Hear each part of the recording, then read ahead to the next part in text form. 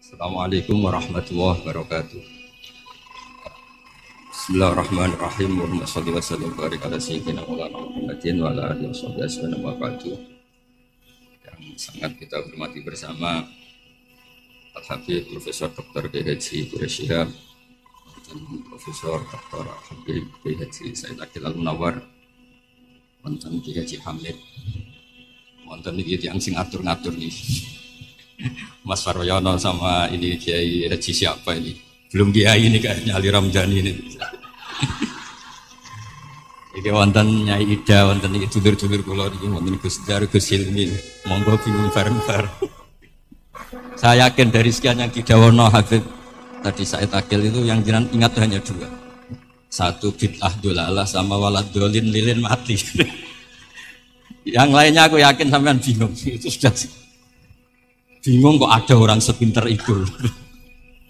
Tapi alhamdulillah barokahnya beliau saja, terus kita mau nyaingi itu sudah kecil hati. Sudah kalah nasab, kalah nasib. Kita yang gampang-gampang saja. Tapi saya serius. Begini ya, masalah ulumul Quran. Saya dulu kalau diajarin bapak itu sering beliau cerita. Kamu cari sisi ekstrimnya. Sisi ekstrim itu gini, misalnya hudal lil muttaqin. Quran itu petunjuk bagi mereka yang takwa. Orang-orang idealis artikan takwa itu adalah orang-orang yang imtitsalul awamir wastinabun nawahi. Itu orang ideal. Tapi faktanya Sayyidina Umar itu masuk Islam itu dengar surat Toha hina kana huwa kafir. Ketika beliau masih kafir. Beberapa sahabat dulu masuk Islam itu ketika mendengar Quran statusnya masih kafir. Sehingga ada bukti bahwa orang tidak muttaqin juga bisa dapat hidayat Quran. Nah barokahnya kita baca banyak, Quran itu bukan sekedar hudal lil muttaqin tapi juga hudal linnas. Lalu dianalisis. Oh jangan-jangan lil muttaqin ini cara balaghah min babil iktifa. Lil muttaqin wa ghairihim. Buktinya ada ayat lain yang menyebutkan hudal linnas. Ini itu awal dari disiplin ilmu. Sehingga memang tidak bisa kita mengartikan Quran tanpa baca tafsir yang banyak. Kemungkinannya tadi tambah pintar atau tambah bingung. Nah, soal kita tetap tidak bisa itu ya alhamdulillah. Memang manusia didesain wa kana insanu dzaluman jahula. Jadi kalau kita bodoh itu sesuai rencana Tuhan memang itu. Jadi tidak usah disesali, biasa aja. Memang dari dulu juga sudah direncanakan kita ini berstatus wa kana insanu dzaluman jauh. Itu cara balaghah itu doliman banget, dolime jaulan banget gitu. Banget dolimnya itu begini, andaikan kita ini orang baik itu juga nggak mesti baik. Tadi dawuh Pak Kuras itu saya sering memberi analogi. Saya ini kata orang banyak itu ketok. Kalau diundang di kampung sholat panjang itu kalau datang kata orang-orang itu tawadhu. Tapi kata kiai setempat itu mangan jatah kiai cilik Gus. Jadi yang satu bilang tawaduk Gus, darah yang satu bilang cek mentalan Gus, jatahku mau jupuk. Sehingga saya sering cerita ada cara manakiban. Biasanya kalau kiainya itu tuh, Pak Said dapat ayam paling besar kalau kiai. Kalau yang lainnya itu ya suwiran. Barokahnya saya tidak datang, yang dipakai itu kiai-kiai yang kira-kira mabadik fikih. Nah ini kan dianggap kiai kol yubi. Itu maturnunya sama saya itu maturun Gus jiran gak teko. Aduh aku untuk suwiran gitu. Karena sekali saya yang datang itu ya kira-kira bintangnya saya. Jadi kadang-kadang antara tawaduk dan ngambil jatah itu enggak jelas. Nah ini pentingnya ngaji ijtihad. Makanya di sahabat kita muwafaqat. Ijtihad itu satu logika yang enggak konsisten. Sebab itu Rasulullah SAW itu kalau ngendikan apa saja. Itu ya juga dianalisis oleh sahabat. Misalnya begini, ya ummul qauma aqra'uhum li kitabillah. Tentu imam itu yang terbaik. Tapi di beberapa kejadian Akabiru Sahabah itu pernah makmum sama Salim Maula Hudzaifah. Itu orang yang kelas nasabnya, marganya itu jauh di bawah Abu Bakar Umar. Tapi beliau makmum sama Salim Maula Hudzaifah. Bahkan beberapa riwayat yang Nabi ngendikan cara shorihan itu sama sahabat masih dinego. Karena ada ranah istihad. Misalnya Nabi ngendikan la tusalliyanna asra ila fi Bani Quraidah. Ternyata mendekati Bani Quraidah kadati syamsu antahurba, matahari hampir terbenam. Sebagian sahabat berpikir kita harus sholat di sini karena matahari mau terbenam. Sebagiannya lain enggak, Nabi bilang jangan asar kecuali di Bani Quraidah. Separuh sholat asar, separuh enggak. Falam yu'annif ahadan minhum. Nabi tidak menyalahkan salah satu karena ini masalah apa? Istihad. Jadi ini matur juga Gus Samit, saya tadi dari rumah bilang sama keluarga saya datang tapi mau pamit. Ini saya sudah mau jadi resi, mau ujian.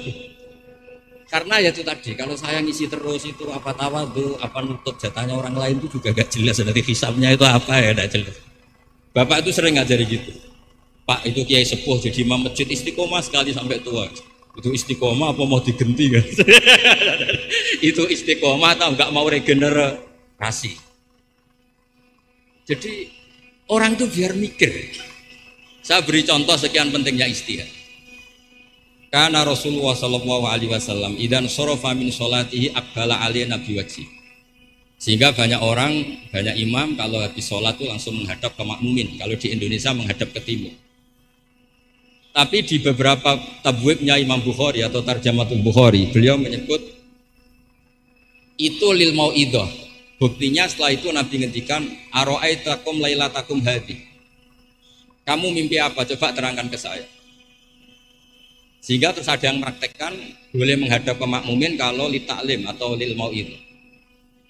Tapi banyak juga ulama yang menganalisis itu bentuk maklumat anna sholata inqadat, bahwa sholat itu selesai.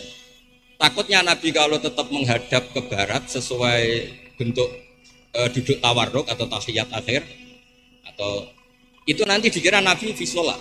Sehingga orang yang datang kemudian Allahu Akbar makmum sama Nabi itu bahaya betul dalam bab sholat. Karena rabtus sholat biman laisa fi sholatin.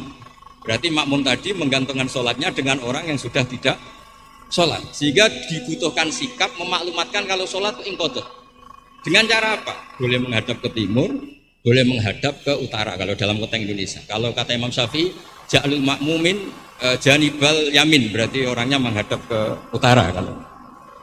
Nah, analisis seperti ini penting karena Nabi memang nggak konsisten. Kadang aqbala alaihi nabi wajib, kadang istaghfara salasan suman sorofa, kadang apa. Sehingga barokahnya ilmu itu akan luar biasa. Tadi juga disebutkan menyangkut kita.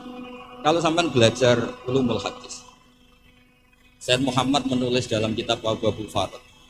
Kalau bid'ah itu artinya yang nggak pernah diajarkan Nabi, itu berapa kejadian zaman Rasulullah yang Nabi membenarkan sesuatu yang Nabi sendiri itu tidak tahu. Masyhur itu ada sahabat ketika itidal bilang Rabbana lakal hamdu hamdan katsiran thayyiban mubarakan fi. Kita tahu ajaran Nabi adalah Rabbana lakal hamdu fil samawati atau mil as-samawati wa.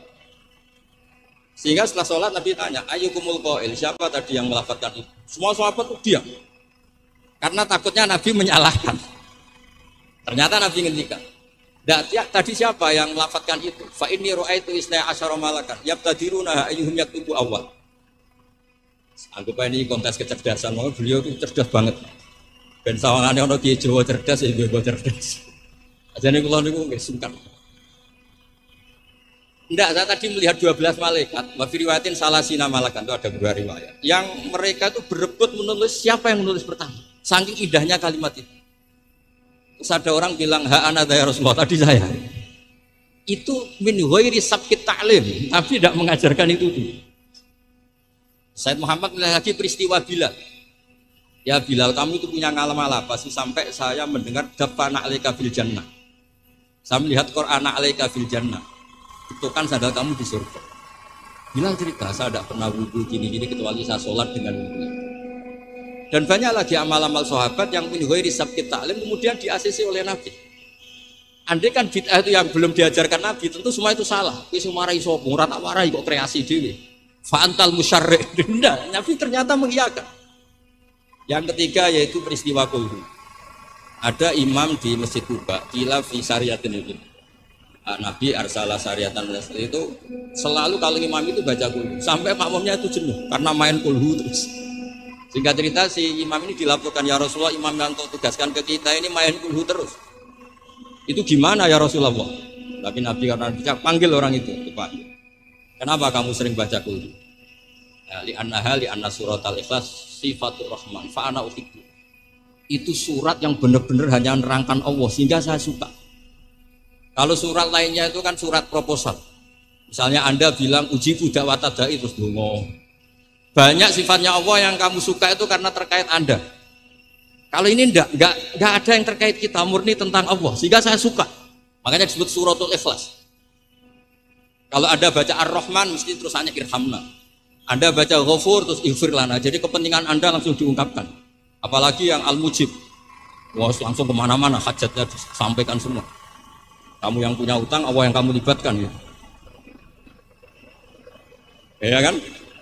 Kamu yang ingin wahyu, Allah kamu libatkan. Ya Allah. Masih disuruh gak konangan itu kan.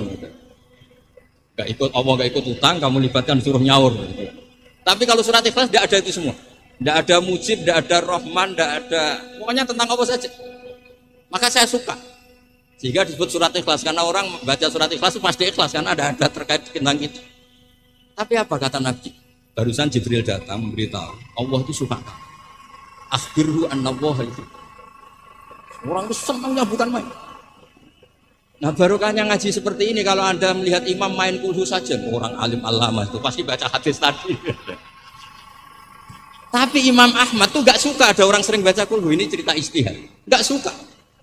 Beliau dikasih tahu ini kampung ini sering baca Yasin, kampung ini sering baca kulhu. Marah besar Imam Ahmad. Ayuh jarul Quran, ayuh jaru ghairu suratil Ikhlas, ayuh jaru ghairu surati Yasin. Memangnya Quran hanya kulhu.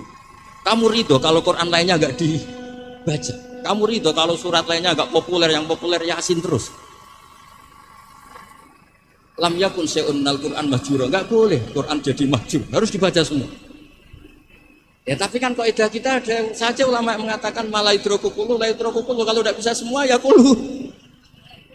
Nah, ya istihad-istihad ini yang bikin kita ini ya seneng ya kadang mangkel gitu, karena ya mangkelnya itu kok mereka yang ulama tidak kita itu. Ya kadang-kadang mangkel ya. Ya mangkal seneng ya. Saya itu pengagum kitab usul karena mbah saya itu al-usul. Yang saya seneng ya tadi logika yang dibangun. Tapi saya pastikan al-usuli ini diantara kaidah terakhirnya itu at-takmil idza ada lil asli bil ibtal lam yu'tab. At-takmil idza ada lil asli bil ibtal lam yu'tab. Sehingga kiai-kiai Jawa itu kalau misalnya negur orang sepuh, saya sering diceritani kiai-kiai kampung itu ada orang sujud itu gini tuh. Setelah ditegur, Mbah kalau gini itu bisa nggak membenari peci malah paginya nggak sholat lagi. Jadi makanya kiai Jawa itu malas negur karena jadinya nggak dibenahin, jadinya nggak sholat. Jadi itu masuk kaidah at-takmil idza ada lil asli bil ibtal lam yu'tabar. Jadi kalau dipaksakan ideal itu malah al-aslunya hilang. Makanya kitab ini yang saya baca, kitabnya Imam Syatibi. Asy-Syatibi itu ada dua, ada Asy-Syatibi al-Usuli, ada Asy-Syatibi yang al-Muqri, yaitu yang ngarang Firzul Amani itu ya. Nah itu ini nanti saya baca beberapa kaidah dalam ulum. Jadi istihad itu tidak bisa tidak bentur. Saya sering cerita di mana-mana. Dulu Imam Syafi'i itu pengagum kemiskinan karena kalau orang miskin itu tidak ada hisabnya. Oh senangnya bukan main dengan miskin. Selain faktanya miskin, itu senang tahu dengan orang miskin. Karena ada hisab. Setelah ngaji sama Imam Malik, beliau tanya, siapa orang yang selevel jenengan ya Malik? Ya dulu ada Imam Abu Hanifah, sekarang sudah wafat. Tapi ada muridnya. Namanya Muhammad bin Hasan Asy-Syaibani. Setelah beliau datang, Muhammad bin Hasan Asy-Syaibani itu kalau ngitung emas, itu di meja tamu. Ngitung uangnya di meja tamu. Uangnya. Imam Syafi'i itu ngelus dodo. Orang sealim ini kok kedoyan. Tapi kata Muhammad Hasan Asy-Syaibani, kalau kamu orang soleh gak boleh punya uang, gak boleh kaya, ini tak kasihkan sama lonte, sama koruptor, sama tukang dugem, tukang tukang judi. Jangan, kalau dipakai orang fasik nanti gak karu-karuan. Jenengan saja. Baru sadar, ya. Kalau yang orang soleh kiri semua, yang fasik kaya, berarti ada syauqatu dzalim ala sholat. Ada syauqatu dzalim. Kayak apa bahayanya? Ada saltonatul fasik ala sholat. Semenjak itu Imam Syafi'i itu tuh sampai fatwa berlebihan. Orang Islam yang bisa kaya kok miskin haram. Kuat beli Alphard kok beli carry tua haram terus berlebihan. Kalau Gus Silmi kuat jabat kok ndak haram. Pokoknya terus ekstrim sampai al-Islam ya wala yulal. Terus kata kiai-kiai Jawa yang alhamdulillah banyak yang miskin juga. Komentarnya lucu tuh. Wes ngerti bah, cuma ora kelar. Artinya punya selera kaya itu kita sudah punya, jangan haramkan, semuanya tahu. Cuma nggak mampu, jadi sudah salah no. Tapi barokahnya itu Imam Syafi'i menjadi tahu bahwa bukan sekedar apa akhiri miskinan wa amitni miskinan, tapi Nabi juga pernah ngendikan nikmal malu soleh lil mar'is soleh. Bahkan Imam Syarani ngendikan kamu murid-murid saya harus jadi orang kaya. Kenapa Imam Syarani? Bukankah kita disuruh zuhud? Nanti kamu kebingungan baca ayat ini, terus beliau baca anfiku anfiku. Artinya kalau kamu miskin pas baca anfiku mimma razaqnakum kamu bingung karena kamu nasibnya yunfakun. Qurannya itu yunfikun bukan yunfakun. Yunfikun itu memberi bukan diberi. Jadi nah itu istihad. Ini istihad. Jadi istihad itu sesuatu yang harus kita buka. Ya seperti inilah. Saya tidak tahu ini Gus Hamid ngundang saya ini apa ganjaran apa enggak. Kalau melihat senang orang alim, silaturahim ya ganjaran. Tapi tanyakan santri saya yang sekarang mungkin baru sorokan sama saya ya ganggu saja untuk ya. Tidak tahu kan yang didengar Allah itu komennya yang di sana dianggap sini pengganggu. Apa yang didengar Allah itu silaturahim dengan keluarga terdekat. Tidak tahu kan. Kulun muhtamilun. Kalau di mu'in wa fihi nadhurun itu. Supaya ya ini masalahnya masalah istihad. Enggak bisa. Kata Imam Abu Hasan Asyadili fi mukasyafatihi, beliau ketemu Nabi Muhammad SAW, setelah itu ketemu Nabi Nuh. Kata Nabi Muhammad gojolek Nabi Nuh, andaikan kamu tahu anna fi aslabil kuffar man saya abdullah la yusyriku bihi syai'an, kamu tidak akan mendoakan mereka la tadzar alal ardi minal kafirina dayya.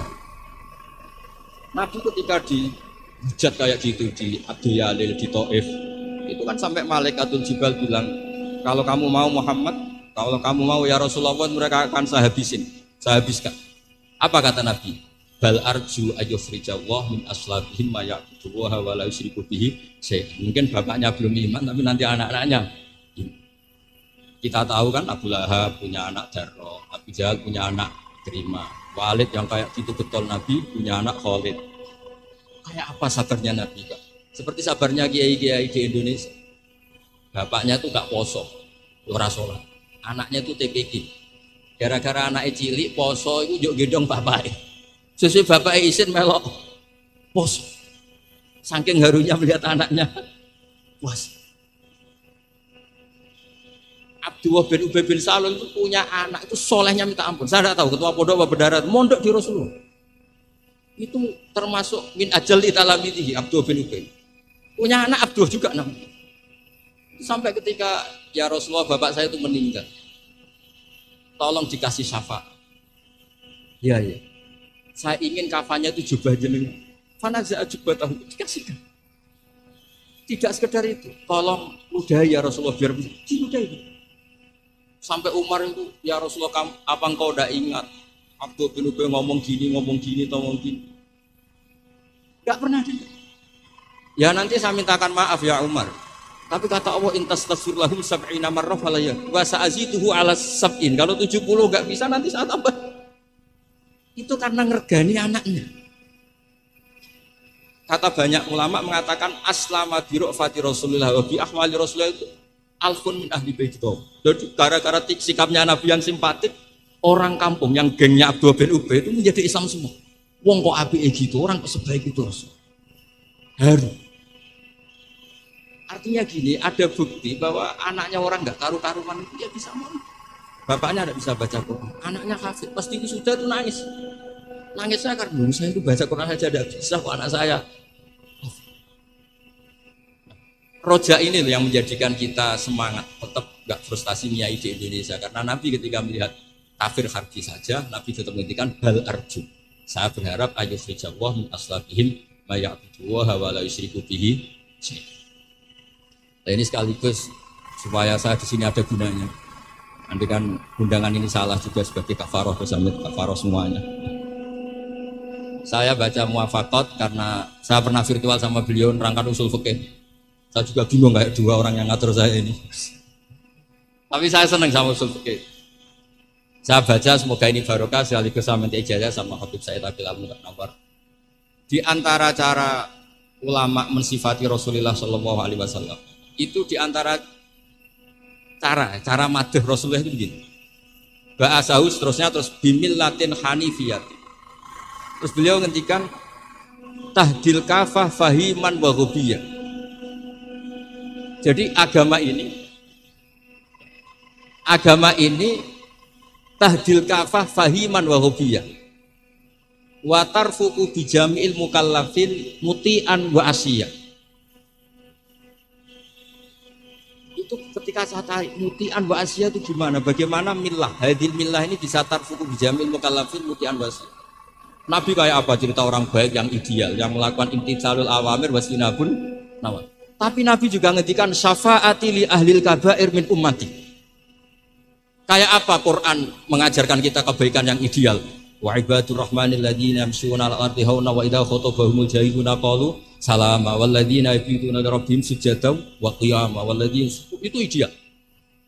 Ada lagi yang ideal disebutkan muhsinin itu apa? Alladzina yunfikuna fis sarra'i wad dharra'i wal kadhimina al ghaidha wal 'afina 'anil nas terusnya. Tapi Allah juga ngendikan qul ya ibadiyalladzina asrafu 'ala anfusihim la taqnatu mir rahmatillah. Mereka yang asrofu Allah masih manggilnya ya ibadihi hamba-hambaku, kamu kesini anibu ila rabbikum aslimulah. Kayak apa? Hadhil millah tarfuqu bijamil mukallafin muti'an wasi. Sehingga Nabi ngertikan mangqala la ilaha illallah dakhalal jannah wa in zana in sarqa wa in zana in sarqa. Itu kebetulan yang tanya itu Abu Dzar. Abu Dzar itu orang yang fikihnya itu ekstrim. Malah yang didhawuhi Nabi wa in zana wa in sarqa sampai tanya lagi. Ya Rasulullah tenane. Kebetulan Nabi pasti itu bangun tidur. Iya, darah wa inzana sampai 3 kali. Saking Nabi itu karena beliau bantah terus sampai Nabi ngendikan ala rohmi anfi Abi Dzar. Oh dasar terang ora paham-paham. Abu Dzar terus bilang wa in rohima anfu Abi Dzar. Meskipun begitu saya puas karena sudah mengkonfirmasi sampai 3 kali. Sehingga dalam kenangannya Ka'bul Akbar dalam kitab Hilyatul Auliya ketika cerita mana Ibu Ka'bul Akbar. Ka'bul Akbar ini orang ahli kitab yang maunya Islam itu terlambat karena nunggu data itu kurang 1 menurut dia. Di kitabnya dia itu kan masyhur itu Al-Hadits Susani an Yasar bin Atha an Ka'bul Akbar qala alamani torota ila sifran wahidan kana yahtimuhu wa yudkhiluhu sunduk falamma mata abi fatahtu fa idan fi nabiyyun yakhruju akhir zaman mau itu di Makkah wa hijratu bil Madinah wa sultanuhu bisa. Ka'bul Akbar itu tahu Rasulullah itu mau di Makkah ini sudah benar. Wa hijratu bil Madinah sudah benar, tapi beliau tidak menangi ada Sultanul Islam Fisyam. Sehingga cara beliau data ini kurang 1. Ketika Futuhat Umar menaklukkan Syam dan Islam di Syam menjadi sultanah, menjadi sultan. Wa sultanuhu Fisyam. Sehingga dia akhirnya masuk Islam dengan data yang seketat itu.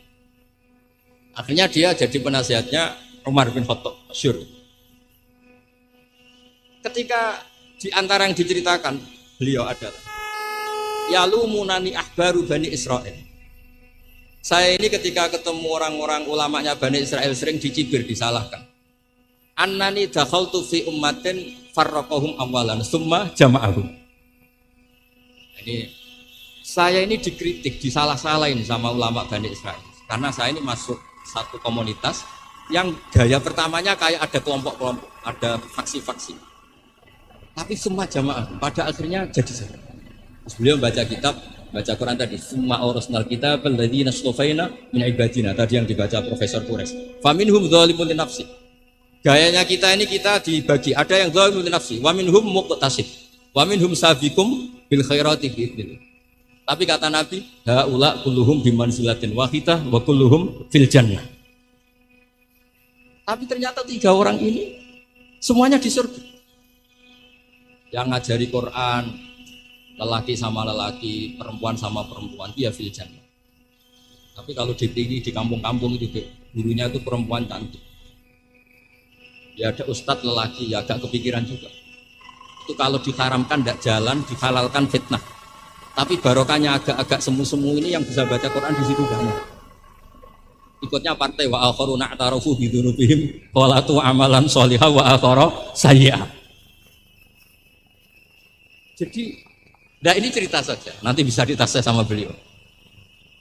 Intinya kalau kita ngaji itu tadi, kita kata Sayyid Muhammad yang paling masyhur, li'annal insan kullama tasa'a fikruh qalla inkaruhu 'alan nas.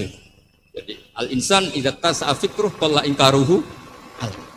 Jadi tadi misalnya ada kiai besar diundang di kampung-kampung terbelakang nggak mau, jangan katakan sombong. Itu tidak membunuh pasaran kiai kampung. Yang datang puji tawadhu, yang nggak datang puji ngasih job, kan enak kan? Semuanya benar. Semuanya apa? Loh, saya kalau bilang kemenak tidak datang karena ngasih jatah jinan-jinan ini. Kalau saya datang bisa majub ini. Ya ini sekaligus minta ijazah saya baca. Nah, ini banyak keluarga saya sama dari keluarga las. Ini saya baca ilmu usul fikihnya supaya semuanya dapat ijazah dari Habib Said Al-Alawi. Bismillahirrahmanirrahim. Fahiya tahmilul jama'al ghafir dhaifan wa qawiyya. Jadi agama ini menanggung orang yang dhaif juga orang yang kuat. Yang kuat diwajibkan zakat. Yang dhaif sebagai mustahik zakat. Artinya apa? Agama ini semuanya diuntungkan. Terus muti'an wa asiyah. Terus wataku tuhum bi khazaimihim min qadan wa abiyah. Wa tusawwi bainahum bi hukmil adli syarifan wa daniyah. Wa tubawi uhamilaha fid dunya wal akhirati makanan aliyah. Wa tudrajun nubuwatu baina jambaihi wa illam yakun nabiyya. Wa tul bisu'al muttasifa biyamal basan saniyah hatta yakuna lillahi waliyah. Kata beliau, orang yang ilmunya cukup itu kata beliau dijamin hatta yakuna lillahi wali. Karena tidak ada orang yang syafaqah sama umatnya Rasulullah SAW kayak orang alim. Saya tuh sering dikomplain sama orang-orang idealis. Kalau ada tetangga saya mati yang tiap malam lihat TV, ngorok, itu bangun subuh, sudah subuh gak jamak. Itu kan. Terus kenapa Anda muji suami saya itu orang baik, padahal malamnya mesti lihat TV, ngorok, tidur. Ya itu kan orang baik. Selama ini kan hanya dibilang dia tarokat tahajud, dia tarokat qiyamal lail. Kalau saya bilang dua tarokal ma'asiyabullah karena tidur. Susahnya apa sih husnudzon itu? Memang gara-gara gaya dia begitu kan tarokat tahajud, wa tarokat qiyamal lail. Tapi juga harus kamu ingat, wa tarokat dugem, wa tarokat kada wa kada. Karena yang dikatakan taat itu tarkul manhiyat. Orang yang taatnya pas-pasan tarkul manhiyat pakai terjaga itu kepikiran. Misalnya ada dangdutan atau ada tontonan apa, lihat dak. Tapi kalau tidur kan bangun sudah selesai. Makanya ada wa min ayatihi mana mukum bilaili wan nahar. Kata Imam Ghazali, hatta inna khaira ibadatin an-naum. Suatu saat zaman akhir ibadah terbaik itu tidur. Karena kalau bangun ngayal, ketemu orang hasut, ribet. Tapi kalau tidur kan enggak. Lu tidur tuh hebat. Kenapa tidur tuh menjadi keramat? Ru'yal anbiya wahyun. Kalau tidak nabi, ru'yal mu'min itu juz'un min sittatin wa arba'ina juz'an minan nubuwah. Itu ada ulama nganalisis gini, kenapa tidur itu objektif? Orang tuh kalau terjaga itu otaknya kan pakai versi Allah tuh diajari. Bayangkan jadi kiai besar, ke semua orang hormat. Bayangkan kiai besar semua orang tunduk, istrinya banyak, taat semua, rukun semua kan ngayal-ngayal. Terus presiden semua, apa pokoknya ngayal-ngayal. Allah itu diatur kayak dunia miliknya. Surga juga diatur, dia masuk surga yang ini kayak tadi kata milik banyak. Tapi kalau orang tidur itu kan nol. Dia tidak punya ikhtiar sama sekali. Nah barokahnya tidak punya ikhtiar sama sekali ini, kalau Allah mau ngasih ilham atau busyra, itu orisinil. Makanya saya ini jarang wiridan habis sholat, tapi kalau sama tidur itu wiridan saya banyak. Ini bukan pamer, saya sampai hafal doa-doa mau tidur. Allahumma rabbas samawati sab'i wa rabbal arsy azim rabbuna rabbul syai'i wal qabwana wa nazilat wa rabbul wah panjang. Allahumma amantu bika wa ta'ti jamil amal jawab. Gara-gara baca ilmu tadi. Orang habis sholat wiridan, habis itu jalan-jalan.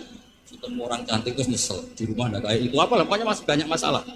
Tapi kalau orang mau tidur, wah ini kalau keterusan bangun-bangun ketemu mungkar nakir. Kalau takut mati, tahu-tahu dibaca orang, kita tidak bisa ikhtiar. Apapun itu riskannya Masya Allah namanya tidur. Tapi kita berani karena tawakal sama Allah. Itu kalau kamu bisa mengenalkan itu tidur kamu dengan kualitas juz'un min sittatin wa arba'ina juz'an minan. Saya itu pernah tidur, ini cerita ke sampean. Tidak sering tapi pernah. Belajar kitab sak nomornya itu tak lihat. Itu persis. Ya hanya ingin meraktekkan itu. Ya karena tadi kalau betul ru'yal mukmin itu juz'un min sittatin wa arba'ina juz'an minan. Makanya ada anni arafil manami anni atfahu.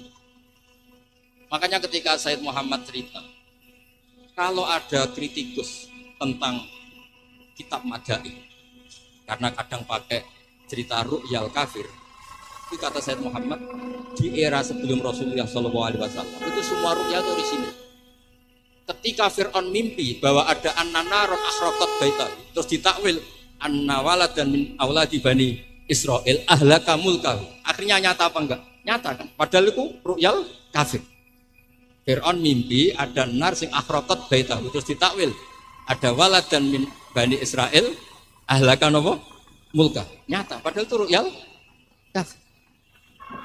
Zaman Azizu Misro mimpi ini aros apa bakaratin sing. Itu juga nyata padahal ru'yal kafir. Sehingga di Dalailun Nubuwah Imam Bukhari sendiri memasukkan komentarnya Heraklius. Di kitab-kitab Mada'i juga memasukkan komentarnya Nasturo, Bukhairo memasukkan. Lagi-lagi ini pentingnya ngaji. Tapi kalau Anda tidak ngaji, wah ini omongannya orang kafir, pas layu tamatu qaulu gini-gini. Lagi-lagi ini barokahnya ngaji. Jadi barokahnya ngaji kita tahu mana duduk perkaranya, mana yang harus musotak, mana yang harus mukadam. Jika kita ngaji disebut al-jarh wa ta'dil. Nah, saya mohon semohon-mohonnya bahwa Quran ini kita bawa dengan semua perangkat. Terakhir saya cerita ilmu balaghah. Ilmu balaghah juga penting. Misalnya secara lahir orang kafir itu misalnya tidak sumun, tidak bukmun. Tapi barokahnya la yasmaul haqqa disebut bukmun misalnya. La yatakallamu bil haqq, la yasmaul. Akan itu kan ada sumum, bukmun, umyun. Sumun berarti apa? La yasmaul haqq. Bukmun la yatakallamu bil haqq. Umyun berarti la yubsirul. Sehingga nanti kalau ada ayat wajah alamin humul kirodata wal khonaziro abadatu, andekan tidak ada fakta, ada kaum tertentu yang dijadikan khonazir, kita masih bisa pakai tasbih. Tasbih balik adalah yang ada tuh tasbih dibuang. Kalau orang dermawan level 6 mungkin orang bilang masih zaitun kal bahr. Tapi kalau levelnya 9, 10 orang akan bilang zaitun bahrun. Kalau ganteng masih pas-pasan zaitun kal badri. Tapi kalau sudah kayak Rasulullah anta syamsun anta badri. Nah, pentingnya ilmu itu adalah ketika ada ayat yang gohirnya misalnya ada tadi wajah alamin humul kirodata wal khonaziro abadatu. Ternyata misalnya kalau itu fakta ya sudah selesai kan, berarti itu hakikat. Tapi itu misalnya tidak fakta, kita masih bisa mentakwil dengan qulubuhum atau apalah mentalnya mislul khonazir mislal kiro. Tapi kalau kita tidak ngaji balaghah, semua lafaz kita anggap apa? Tekstualis dan kita anggap hakikat, berarti terus anggap pernah ada periode yang orang itu dijadikan seperti itu. Nah, lagi-lagi yang nyafaat itu semua adalah ya, jadi ini sekaligus mohon pemberi ijazah kitab muwafaqat supaya semuanya dapat berkah dari Rasulullah sallallahu alaihi wasallam. Assalamualaikum warahmatullahi wabarakatuh.